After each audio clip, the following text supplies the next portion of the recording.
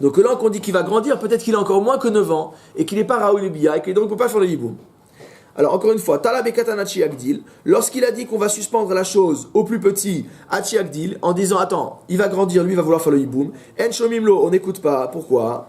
Vei Biat Katanadifa, si tu me dis que ce qui compte c'est qui est le hiboum, et qu'on préfère le hiboum avec un plus jeune, plutôt que la Khalitsa avec un plus grand, Amayen Shomimlo, pourquoi on n'écoute pas? Nintar, Dilma Gadol ou Miabem. Peut-être que Gadol ou Miabem, peut-être que quand il va grandir, il va effectivement avoir la bonne idée d'accepter de faire le hiboum. Velita Amer, et si on suit ton raisonnement, ou Begadol, Achiavum Datayam, Enchomimlo, Amai, et dans ce cas-là, pourquoi on n'écoute pas carrément celui qui dit mon frère aîné, il est parti au Zimbabwe, il va revenir dans 2 ans? On n'a qu'à le croire. Nintar Dalmeate Vechaletz, peut-être qu'il va revenir et qu'il va faire la Khalitsa.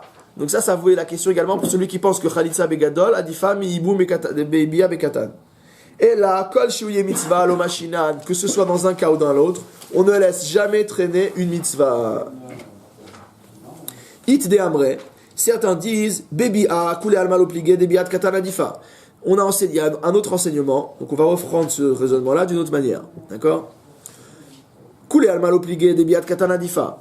Selon certains, tout le monde est d'accord qu'on préfère un hiboum par un plus jeune frère que la Khalitsa par un plus jeune. Que la Khalitsa par un plus âgé, pardon. Qui pliguait, quand est-ce qu'il y a Marloquette? Bah Khalitsa de Katan. Lorsqu'il y a la Khalitsa, lorsqu'un plus jeune a accepté de faire la Khalitsa. Ve'achi itmar, et voici comment les Amoraïs m'ont enseigné. Khalitsa de Katan ve Khalitsa de Gadol. Entre la Khalitsa par un plus jeune et la Khalitsa par un plus âgé. Pligué bar Rabbi Yochanan ve Rabbi Yoshua ben Levi. C'est une Marloquette entre Rabbi Yochanan et Rabbi Yoshua ben Levi. Khadama Khalitsa de Gadol adifa. L'un dit qu'il vaut mieux que la Khalitsa ait lieu par les mains du plus âgé. Ve Khadamar ki adadedinhu. Et l'autre il dit non, c'est la même chose, on s'en fout. Khalitsa pour Khalitsa, soit fait par un frère qui est âgé ou un frère qui est jeune, c'est pareil. Mandéama Khalitsa de Gadol Adifa, celui qui pense que la Khalitsa d'un frère qui est plus âgé, elle est préférable. Dea mitzvah begadol. C'est pour que la mitzvah, elle incombe d'abord au plus grand frère. Ve'idar, et l'autre, qui amrina mitzvah begadol, les yaniboum. L'autre, il te dit non, quand on t'a dit que la mitzvah c'est pour le plus grand, c'est pour épouser la femme. Mais pour la libérer, maintenant personne ne veut se marier avec elle. Pour faire Khalitsa, on s'en fiche, c'est une procédure juridique comme une autre. Les avaléinian Khalitsa, kadadedinhu. Pour ce qui est de la Khalitsa, que ce soit le petit ou le grand, on s'en fiche. Tnan. Pourtant, on enseigne dans la Mishnah, l'oratsu, que s'ils veulent pas, chosrin etzel gadol, on revient voir le grand. Maïlav l'oratsu leyabem et la lechalot.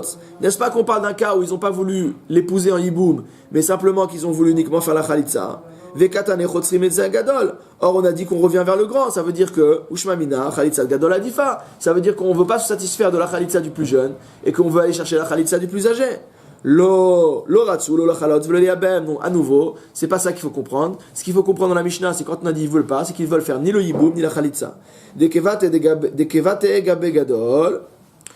Et c'est la même chose en ce qui concerne le grand. L'oratsa, l'olachalot, v'leliabem. Quand il a dit non, il a dit je veux faire ni le hiboum, ni la khalitsa. Pourquoi on revient? Et là, maïchozrim etzel gadol. Alors maintenant, pourquoi on revient chez le grand? Les mirpeye, pour le forcer. Alors, à nouveau, les rpaïhou, les didhou, pourquoi on force pas l'un des autres frères?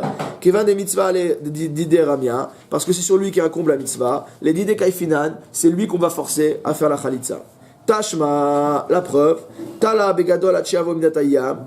On a dit que s'il voulait attendre un frère encore plus âgé qui devait revenir de l'étranger, en shomimlo, on l'écoute pas. Vis al kadarta khalitsa gadol adifa. Alors maintenant, si tu me dis que vraiment, ce qui est plus important, c'est que la khalitsa soit faite par le frère le plus âgé, Amayan Shomimlo, pourquoi on n'attend pas que le frère revienne de voyage?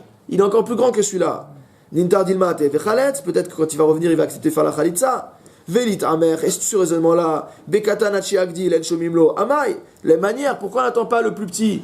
Peut-être qu'en grandissant, il va accepter de faire le yiboum. Nintar Dilma Gadel Miabem, Inamiate Inhu ou Miabema. Ou alors peut-être que lui-même il va revenir, le grand, il va lui faire le hiboum. Et là, kol shiuye mitzvah lo shaina. Donc on ne veut pas attendre. Et donc le din de khalitsa hiboum, il se fait uniquement avec les frères qui sont présents. Si les autres frères, il y a un problème quelconque, on ne va pas aller attendre qu'ils viennent pour leur donner la kdima. Nan hatam. On a enseigné dans une autre Mishnah. Mitzvah hiboum kodemel mitzvah khalitsa. Au début, enfin pas qu'au début, c'est qu'à la base, la mitzvah de hiboum est préférable à la mitzvah de khalitsa. Dire que évidemment, puisque quelle est la raison du hiboum? C'est de donner une descendance au frère qui est mort. La khalitsa, c'est uniquement s'il ne veut pas faire ça.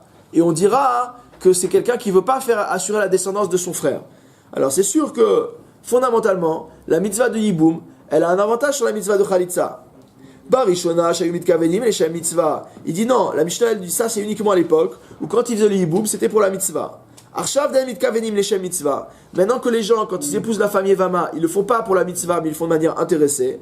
Amrou, ils ont dit Mitzvah Khalitza Kodem Mitzvah Yiboum. Il vaut mieux faire la Khalitza. Parce que plutôt que de faire le Yiboum de manière intéressée, faites la Khalitza à cette femme et qu'elle aille se remarier avec quelqu'un d'autre. Amar Rav En Kofin. Selon Rav, il dit on ne force pas. Bon, il y a des discussions sur ce que veut dire Rav ici. Donc, soit que ça veut dire En Kofin, qu'on l'oblige pas à faire la Khalitza, bien que on ait dit aujourd'hui que la Khalitza est préférable au Yiboum. Donc ça, c'est l'explication de Rashi. Il y a d'autres explications. Qui a tous les kameh des Rav Amarlehu. Lorsqu'on est venu devant Rav, il leur a dit, donc il y a deux personnes, une Shomeret Yabam et un Yabam, qui sont venus devant Rav. Et il leur a dit, Ibaït Chalot. Il a dit au Yabam, il lui a dit, si tu veux, fais la Khalitza, Ibaït Yabem. Si tu veux, fais l'Yiboum. Donc en ce sens, ça veut dire que Rav ne force pas ni dans un sens ni dans l'autre. Il lui a dit, Bedidar tela rachamana. Sache que la Torah fait dépendre le din de toi. C'est toi, Yabam, qui décide ce que tu dois faire. Ve'im lo yarpot sa'ish. C'est bien marqué dans la Torah, si l'homme ne veut pas. Donc c'est-à-dire c'est pas... Voilà, c'est la Torah a prévu ce cas-là. Ha'im chafetz. Iba echaletz. Ça veut dire que s'il veut, Iba echaletz, s'il veut dire que tout dépend de son désir à lui. Im chafetz sa'ish. Im lo yarpot sa'ish. D'accord? Im chafetz. Iba echaletz. Donc s'il veut, il peut faire la khalitza. Iba e yabem. Et s'il veut, il peut faire le yiboum. Ve'af Rav Yehuda savar en kofin. Et Rav Yehuda aussi pense qu'on ne force pas les gens dans un sens ou dans l'autre. Midekaten Rav Yehuda begita da khalitza. Alors maintenant on va voir quel était le get. Midekatken. Midekatken Rav Yehuda begita de khalitza. On l'apprend de quoi? On l'apprend de la manière dont Rav Yehuda a institué le get de khalitza. Il dit la chose suivante: Erplonit batplonit, akravat yatplonit yevama, kadamana levedina. C'est que une telle, fils de un tel, s'est rapproché de un tel, fils de un tel, son yabam, devant le beddin. Vishtamoidun de ahwa de mitna me abaninu. Et on a bien validé le fait que son mari qui est mort, c'était bien le frère par le père de ce monsieur-là. Ve'amrile, et on lui a dit, itzavet le yabem, ve'ila, itla le raglach dimina. Il lui a dit, donc, si tu veux faire le yiboum, fais le yiboum. Et si tu ne veux pas, tends ton pied droit à cette femme. Ve'itlala, et il lui tendra le pied droit. Il lui a tendu le pied droit, ragla dimina, d'accord? Ushrat seme me al ragloi. Donc, elle lui enlève la chaussure donc de son pied. Ve'yarakt be'an pohi ruka de mitchazia lechol le bedina. Et elle doit cracher devant lui un crachat qui soit visible du beddin, al ar'a, sur la terre. Rabbi Chia bar Avia, Mesayemba Mishme de Rav Yehuda. Et Rabbi Chia a rajouté une phrase donc, à mettre dans le get de la Khalitza, donc au nom de Rav Yehuda. Ve'akrinhu ma dirtiv besefar de Oraita de Moshe. Et on leur a lu ce qui avait marqué dans le livre de la Torah de Moshe. C'est-à-dire, Rashi précise, Lo chafatzti lekacha, je n'ai pas voulu l'apprendre.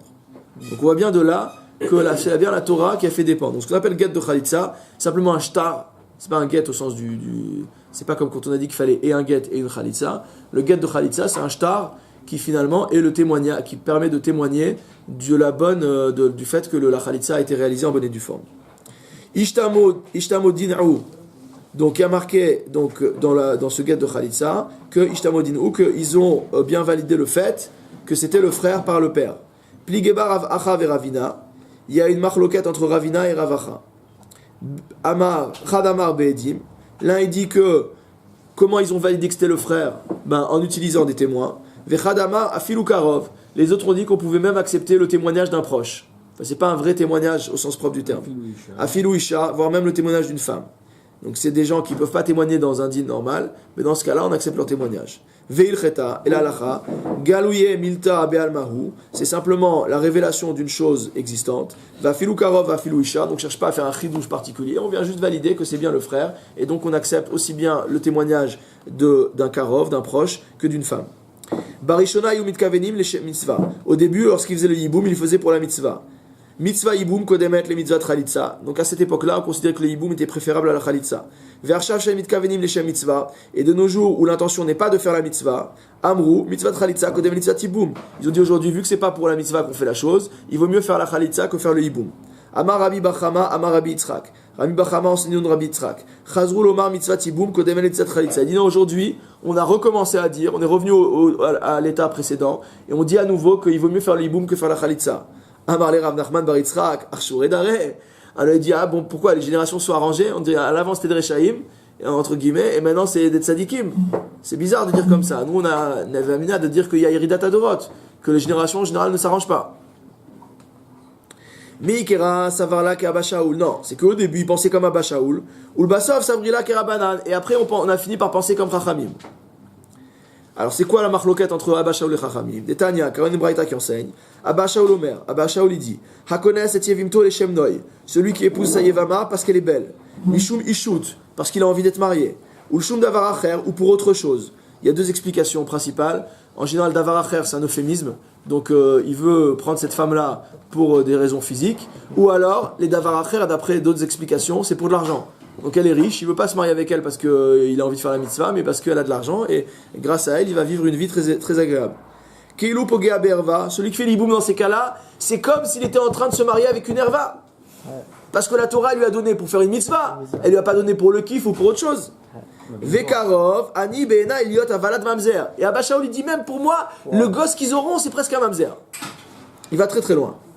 Vachachamim Omrim, les Chachamim, ils regardent le pshat de la Torah. Yevama, Yavo Alea, Mikol Makom. Il y a marqué que son Yavam, ils viennent auprès d'elle. D'accord? Ça veut dire Mikol Makom, quelle que soit la motivation, il se marie avec elle, il fait la mitzvah. Man Tanaleha de Tanura Banan, qui est l'auteur qui a enseigné cette braïta? Yevama Yavo Alea, mitzvah. Que celui qui fait, qu'il y a marqué Yevama Yavo Alea, que dans la Torah il y a marqué que son Yabam viendra sur elle, mitzvah, c'est pour faire une mitzvah.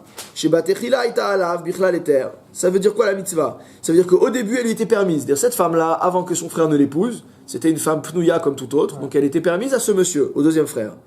Ne Esra, quand son frère l'a épousée, elle devient Eshet Ar. Donc le premier frère ne peut plus l'épouser. Chazra Veutra, maintenant que le deuxième frère est mort, d'accord, elle redevient permise au premier frère. Yachol Tarzor Letera Rishon. Est-ce à dire qu'elle va revenir tout simplement à son premier statut de permission alors qu'elle a été Eshet Ar? C'est pas possible de dire une chose pareille. Talmud Loma, Yevama Yavo Alea mitzvah. Dire c'est que dans le cadre d'une mitzvah qu'il peut la prendre à nouveau. Parce qu'elle ne peut revenir dans un stade de éther que parce qu'il y a une mitzvah. S'il n'y avait pas de mitzvah, elle reste Léolam et Shet Ar. Et il n'a pas le droit de se marier avec elle. Mantana. Donc qui a enseigné ça? Amar Rabbi Yitzhak Barav Dimi Abba Shaul. Il dit c'est Abba Shaul qui a enseigné ça.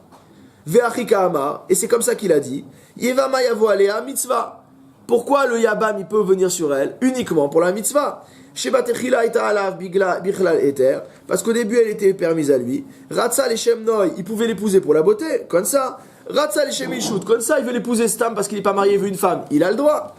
Neesra, maintenant une fois qu'elle est interdite parce que son frère l'a épousée, Chazra Veutra, mais qui meurt et qu'elle est à nouveau permise à lui.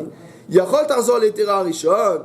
Est-ce possible de dire qu'elle va revenir à son premier statut de permission? Talmud Loma, Yevama Yavo Alea. C'est pour ça que le pasuk dit Yevama Yavo Alea, les mitzvahs, c'est uniquement dans le cadre d'une mitzvah. Ça veut dire si l'intention du Yabam c'est de faire une mitzvah, alors il a oui le droit de se marier avec elle. Si son intention c'est pour la beauté, pour l'argent, etc., non. Et donc là on comprend les paroles de Abba Shaul, ça veut dire que c'est des karov les mamzer pour lui. Rava Amar, Afilutema Rabanan. Rava il dit non. Ça peut même aller comme Rabbanan, t'es pas obligé de dire comme c'est Abba Shaul. Ve'achika Amar, voilà comment il faudra enseigner. Yevama Yavo Alea mitzvah. Quand on te dit que le Yabam il viendra sur elle, ça veut dire que c'est une mitzvah. Shebatechila haïta bichlal eter. Au début elle était permise puisqu'elle était une pnouya. Ratsa konsa, ratsa en konsa, et non konsa. Il pouvait l'épouser, ne pas l'épouser comme n'importe quelle femme qui est pnouya. Neesra, elle a épousé son frère, elle est devenue asura pour lui. Chazra veutra, maintenant le frère est mort, elle redevient permise. Yachol Tarzor Letera Rishon.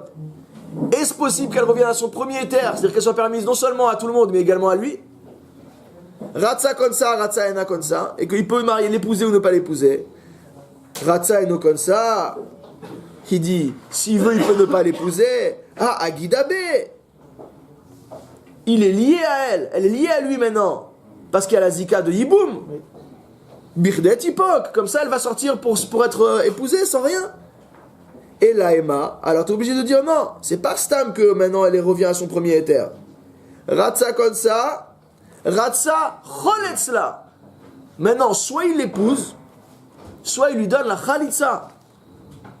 C'est pas Stam Ena Konsa, c'est pas elle reste suspendue en l'air.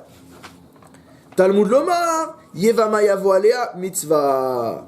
C'est pour ça que le pasuk t'a dit Yevama Yavo Alea, c'est dans le cadre de mitzvah, c'est-à-dire soit du Yiboum, soit de la Khalitsa, et non pas Stam que peut-être oui, peut-être non, mais ça ne change rien par rapport à la situation précédente. Et donc on peut dire que l'enseignement va même comme Rabbanan.